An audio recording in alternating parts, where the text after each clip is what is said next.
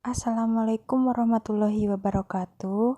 Kami dari kelompok 1 akan mempresentasikan tentang teori hak kepemilikan yang beranggotakan pertama Syafira Wijayanti NIM 067, kedua Arneta Mega Silvia NIM 070, ketiga Ulfatul Hanilah NIM 072, keempat Nur Fitriani NIM 082.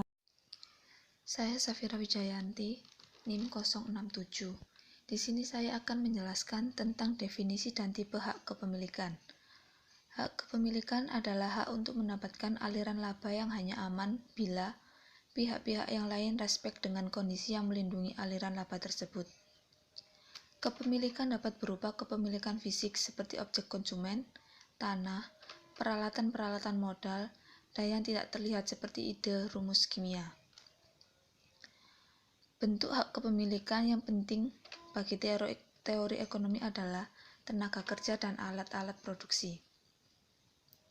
Adapun tipe hak kepemilikan, yang pertama, universalitas, yaitu seluruh sumber daya dimiliki secara privat dan seluruh jatah dispesifikasi secara lengkap.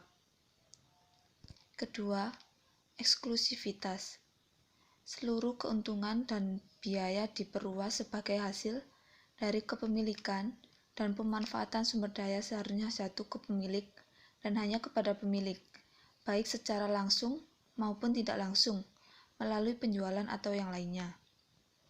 Ketiga, transferabilitas. Seluruh hak kepemilikan seharusnya dapat dipindahkan dari satu pemilik kepada pihak lain lewat pertukaran sukarela. Keempat, enforceabilitas, yaitu hak kepemilikan seharusnya dijamin dari praktik atau pembesalahan, keterpaksaan, atau pelanggaran dari pihak lain. Assalamualaikum warahmatullahi wabarakatuh. Saya Arneta Mega Silvia NIM 070 akan menerangkan tentang hak kepemilikan dan rezim sistem ekonomi. Hak kepemilikan dapat dibedakan menjadi 3 rezim. 1. Kapitalis, 2. Sosialis, 3. Campuran. Kapitalis yaitu di mana seluruh kepemilikan oleh sektor privat, hak kepemilikan privat yang dimediasi oleh mekanisme pasar dan akan menghasilkan pencapaian ekonomi yang efisien. Sosialisasi yaitu di mana hak kepemilikan berada di tangan negara bahwa pemerataan ekonomi lebih mudah diwujudkan ketimbang dipegang oleh swasta. Campuran yaitu di mana sistem ini menggabungkan kepemilikan di tangan swasta dan negara. Negara dibagi ruang untuk mengelola seperti hutan, sumber daya air, dan lain-lain. Dengan begitu, diharapkan pertumbuhan ekonomi dicapai tanpa harus mengorbankan tujuan pemerataan pembangunan. Saya Ulfatul Hanila, NIM 072. Selanjutnya, hak kepemilikan dan ekonomi kelembagaan. Ekonomi kelembagaan sendiri peduli terhadap urusan yang lebih besar, seperti mengeluti hubungan antara kepemilikan hak terhadap kesejahteraan, efisiensi, dan pertumbuhan ekonomi. Hak kepemilikan sendiri tidaklah statis, melainkan selalu berubah sesuai dengan kebutuhan dan situasi masyarakatnya. Hak kepemilikan atas aset yang pasti berubah seiring dengan perubahan waktu dan teknologi. Seperti jika manusia yang ada di bumi sedikit, maka tidak ada persoalan kelangkaan sumber daya. Tetapi, jika jumlah manusia semakin bertambah, maka sumber daya menjadi terbatas dan kelembagaan haruslah dibuat untuk mengatur keadilan dan kesejahteraan orang banyak.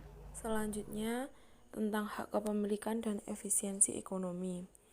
Di sini menjelaskan efisiensi dalam hak kepemilikan terdapat beberapa perspektif yang digunakan, yaitu 1. Melihat hubungan antara hak kepemilikan dengan kepastian hukum untuk melindungi penemuan-penemuan baru, misalnya mengenai teknologi. Dalam sudut pandang tersebut, negara yang bisa menjamin hak kepemilikan terhadap penemuan seperti teknologi akan memiliki implikasi terhadap produktivitas dan efisiensi ekonomi.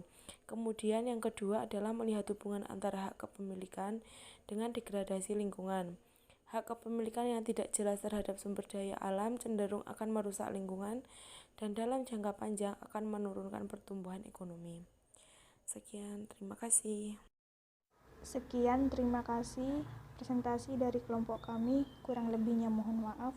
Wassalamualaikum warahmatullahi wabarakatuh.